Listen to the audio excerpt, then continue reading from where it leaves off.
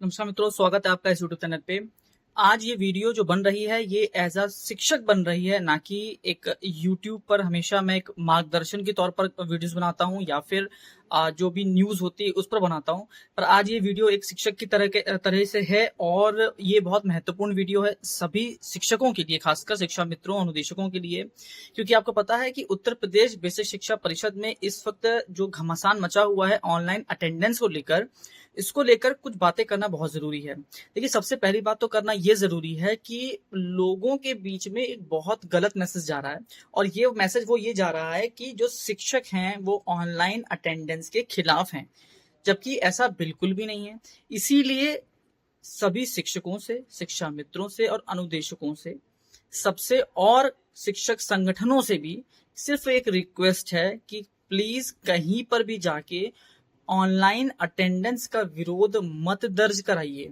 क्यों? क्योंकि देखिए, आप सरकारी कर्मचारी हैं। अगर सरकार ऑनलाइन अटेंडेंस लगाना चाहती है तो आपको वो कार्य करना पड़ेगा और आप उसको मना नहीं कर सकते।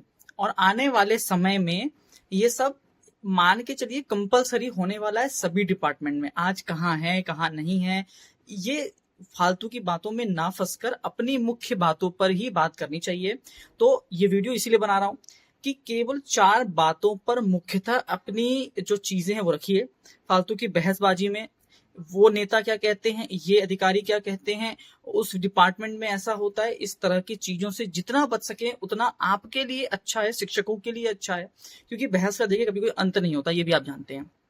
तो मुख्य 4 बातें हैं, सब लोग जानते हैं। उन्हीं 4 बातों पर केवल बात रखिए और क्लियर कर दीजिए कि हमको ऑनलाइन अटेंडेंस से कोई भी दो राय नहीं है। भैया, आप ऑनलाइन अटेंडेंस लगा लीजिए, बिल्कुल लगाइए। और मैं अगर अपनी पर्सनल बात करूं तो मैं तो पक्ष में हूं कि देखिए, ये सच्चाई है कि कहीं तो गड़बड़ रही है, तभी इस तरह की चीजों में बेसिक का नाम आया कि शिक्षक नहीं जाते हैं, लेट जाते हैं, फलाना ढिकाना। तो कहीं तो गड़बड़ रही है ना। तो जो इस तरह के जो 2, 4, 10, 20% शिक्षक हैं जिनकी वजह से पूरा बेसिक शिक्षा परिषद बदनाम है, तो उनके खिलाफ तो कड़ी कार्रवाई होनी चाहिए, उन्हें नौकरी से निकाल देना चाहिए। लेकिन बाकी जो 70-80% आदमी जो अपनी मेहनत के काम कर रहा है उसको क्यों गाली पड़ती है? इसलिए ऑनलाइन अटेंडेंस का बिल्कुल भी विरोध मत करिए। आप जाकर अगर आप समय पे जाते हैं तो आपको क्या समस्या है, तो बिल्कुल आप विरोध मत खड़े होइए। बस 4 मांगे। क्या 4 मांगे हैं? सबसे पहली मांग है ईएल की। ईएल मतलब अर्न लीव। अब लोग कहेंगे कि आपको ईएल की जरूरत क्या है, तो भाई जो लोग जानते हैं वो तो बिल्कुल अच्छे, जो नहीं जानते हैं वो अब आप समझ लीजिए। क्योंकि मेरे चैनल पे बहुत लोग कमेंट कर रहे हैं और सबका जवाब देना तो मुश्किल हो जाता है और काफी लंबे लंबे कमेंट आते हैं। तो एक छोटी सी बात कर देते हैं, ईएल की जरूरत क्या है। भाई, आपकी शादी है, शादी कम से कम 1 हफ्ते का कार्यक्रम है। अब आप 1 हफ्ते की अगर सीएल लगा देंगे तो बाकी के 11 महीने आप क्या घुइयां छीलेंगे? कि भाई 14 सीएल मिलती, आपने 7 सीएल लगा दी। 7 सीएल में आप पूरे 11 महीने, मतलब आप 1 महीने में एक छुट्टी लेने के काबिल भी नहीं बचेंगे। क्या ये पॉसिबल है? और आप ऐसा तो नहीं कर सकते कि नहीं भैया आपने कोई एक दवा खा ली कि अब तो भाई बीमारी नहीं होना या और कोई कार्यक्रम नहीं आने। तो शादी हो, आपके घर में किसी के दुखद घटना हो जाए, आपके यहाँ 13 दिन तेरहवीं एंड ऑल ये सब जो कार्यक्रम होते हैं, इसके लिए आपका छुट्टी कहाँ है? चलिए, आप शादी में 1 हफ्ते छुट्टी लेके आप चलिए काट लेंगे, तेरहवीं में क्या करेंगे? मान लीजिए आप ही को लुटिया लेनी है, अगर आप जानते होंगे, तो क्या करेंगे आप? कहाँ से आप वो 13 दिन छुट्टी लेके आएंगे? अगर आप 13 छुट्टी 1 हफ्ते में ले लेंगे, 1 महीने में ले लेंगे, तो बाकी के 11 महीने क्या करेंगे आप? एक छुट्टी में काट देंगे क्या? तो आपके घर में शादी हो, आपकी स्वयं की शादी हो, आपकी बहन की शादी हो, आपके भाई की शादी हो, और आपके घर में कोई घटना है, दुर्घटना है, कोई बीमार है, आप 14 सीएल में पूरा साल नहीं काट सकते। अब आप नहीं काट सकते तो आप कहेंगे मेडिकल लगा दीजिए। तो जब मेडिकल लगाएंगे तो जब बीमार होंगे तब क्या लगाएंगे? भाई, अगर आपको किसी की कमी निकालनी है कि शिक्षक बहाने मारते हैं, तो 100 कमी है, आप अपनी समस्याएं बताइए, मैं आपकी समस्या में कमी निकाल दूंगा। हम कह देंगे प्राइवेट वाले रोते हैं तो उसमें ये समस्या है। कोई, आप अगर तर्क वितर्क करेंगे तो हर चीज में समस्या है, लेकिन अगर आप प्रैक्टिकल बात करेंगे, सबसे बड़ी समस्या ईएल चाहिए। इकट्ठे 7-8 दिन 10 दिन की छुट्टी चाहिए, तो ईएल चाहिए, सीएल में नहीं हो सकता। दूसरी सबसे बड़ी मांग, हाफ सीएल। भाई, ये कैसे पॉसिबल है कि आप स्कूल में घुस गए तो आप अमर हो गए? आपके साथ कुछ नहीं हो सकता, आपके घर परिवार में कुछ नहीं हो सकता, आपके बच्चे की कभी पेरेंट्स मीटिंग नहीं हो सकती, फोन आ गया कि बच्चा अचानक से लूज मोशन करने लग गया है, भागना है, बीवी गिर गई है, माँ कभी कहीं बाथरूम में गिर गई है, बाप को अचानक से हार्ट अटैक आ गया है, आप क्या कहेंगे कि नहीं मुझे तो 2 बजे का इंतजार करना है, क्योंकि 2 बजे मेरा अंगूठा लगेगा, 2 बजे मेरा फेस रिकॉग्नाइज हो जाएगा, अब मैं भागूंगा। क्या ये पॉसिबल है? अरे आपकी ही तबीयत खराब है, आपका लूज मोशन चालू हो गया, आपका बीपी हाई हो गया, आपका बीपी लो हो गया, आप क्या करेंगे? 2 बजे तक इंतजार करेंगे? नहीं भाई, ऐसी सिचुएशंस आ जाती हैं तो आदमी को घर जाना पड़ता है। और कभी कभी हमारे संग हुआ है कि हमारे साथी शिक्षक बीमार हैं, तो वो अचानक से फेंट हो गया, उसको चक्कर आके गिर गया। अब वो खुद तो बाइक चला के जाएगा नहीं, तो उसको लेके जाते हैं, और उस बीच कोई अधिकारी आ गया तो लीजिए भैया नाप दिया गया। अरे समस्या तो समझिए। और कोई अधिकारी, देखिए ये कहने की बात है कि जमीन पर अधिकारी समझते हैं, जब अधिकारी विद्यालय में घुसता है ना, तो भाई साहब वो अपने आप को कलेक्टर समझता है, चाहे छोटा अधिकारी हो, बड़ा अधिकारी हो, चाहे कोई भी हो। हम तो कलेक्टर क्यों बोले, हम तो सीधे प्रधानमंत्री समझता है कि अब मुझसे ऊपर कोई नहीं है, और कोई भी बात कहिए वो उसको केवल बहाना मानते हैं। तो हाफ सीएल बहुत जरूरी है। आपको पूरे दिन की छुट्टी की जरूरत नहीं है, आधे दिन में, माफ करिएगा लाइट चली गई थी। तो अगर आपके संग ऐसी समस्याएं आ रही हैं तो आप क्या करेंगे? आपके पास इसका कोई भी सॉल्यूशन नहीं होता। तो मुख्यतः 2 मुद्दे आ चुके हैं। पहला है ईएल, दूसरा है आपकी हाफ सीएल, जो कि अति महत्वपूर्ण है, इस समय बहुत महत्वपूर्ण है। तीसरा जो सबसे बड़ा मुद्दा है, देखिए अगर आप एक सरकारी कर्मचारी हैं, बाकी विभागों से देखा जाए तो हमको भी चिकित्सा के लिए कोई सुविधा चाहिए, और वो भी प्रीमियम के बगैर। अब देखिए सरकार ने बीच में लेके आया था कि जो कैशलेस चिकित्सा है उसमें बेसिक में आप प्रीमियम भर के उसका फायदा उठा सकते हैं। तो अगर हमको प्रीमियम भरना ही होगा तो हम सरकारी जो सुविधा है उसको क्यों लेंगे? हम किसी प्राइवेट एजेंसी से सुविधा ले लेंगे। प्रीमियम का मतलब आपको पैसा भरना पड़ेगा। और जो बाकी विभाग है वहां पर ऐसा होता है कि कैशलेस होता है, आपको कोई प्रीमियम नहीं भरना होता, और एक मिनिमल 87 रुपए कुछ कटते हैं केवल, उसका उस हिसाब से आपको प्रीमियम मतलब आपको सुविधा मिलती है। वो सुविधा नहीं मिल रही। तो अगर हम सरकारी नौकरी कर रहे हैं, जिससे बाकी विभागों में लोगों को कैशलेस चिकित्सा मिलती है, उसकी भी हमको जरूरत है। तो ये मुख्यतः 3 बिंदु आपने सुन लिए हैं। फिर से बोलेंगे, किसी से बहस मत करिए, सरकार के पास आपको बात रखनी है। आप ट्वीट करते हैं, किसी से मिलते हैं, अधिकारी से मिलते हैं, नेताओं से मिलते हैं, जनप्रतिनिधि, किसी से भी मिलते हैं। पहली मांग आपकी साफ है, हमको ईएल चाहिए। दूसरी मांग आपकी साफ होनी चाहिए, हाफ सीएल मिलनी चाहिए। और तीसरी जो मांग है वो है हमारी कैशलेस चिकित्सा। और चौथी सबसे बड़ी मांग, देखिए ये बहुत जरूरी है, इसलिए जरूरी है, ध्यान सुनिएगा।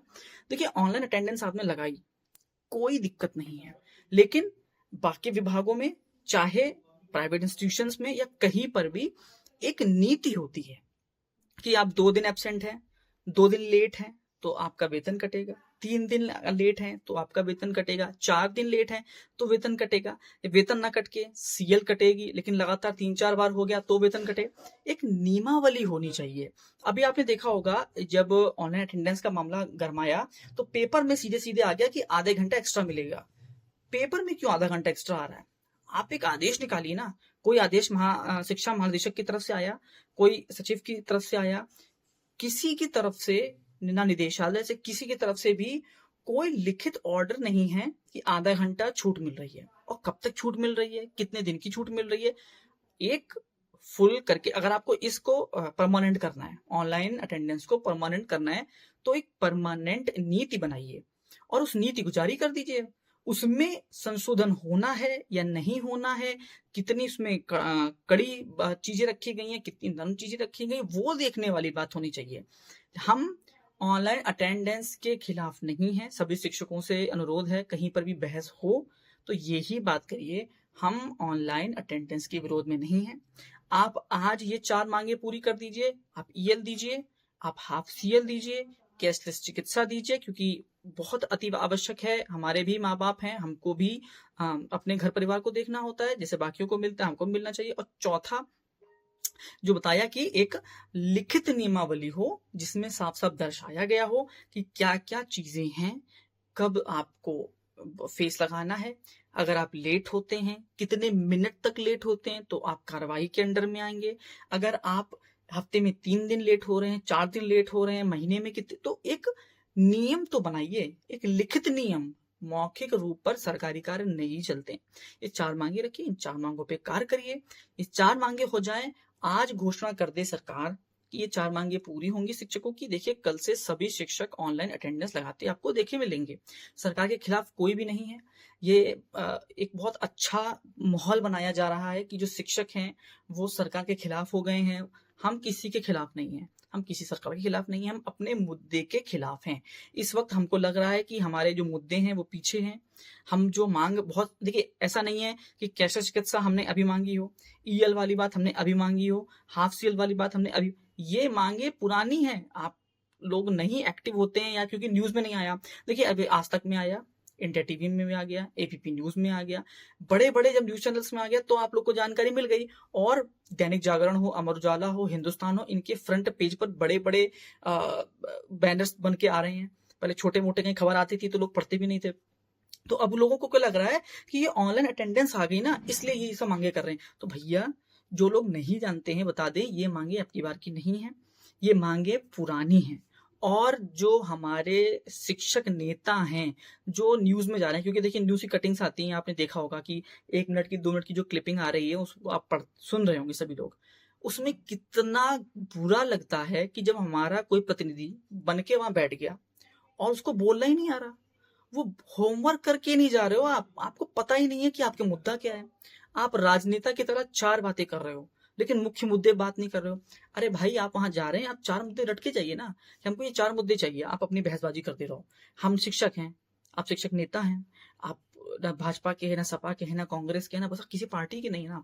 आप मुख्य बातें 4 रखो। आप इधर उधर की बातें कि ये सरकार वो सरकार, ये विभाग वो विभाग, ये बातें करने से मामला खिसकता है, वो टर्न ले जाता है।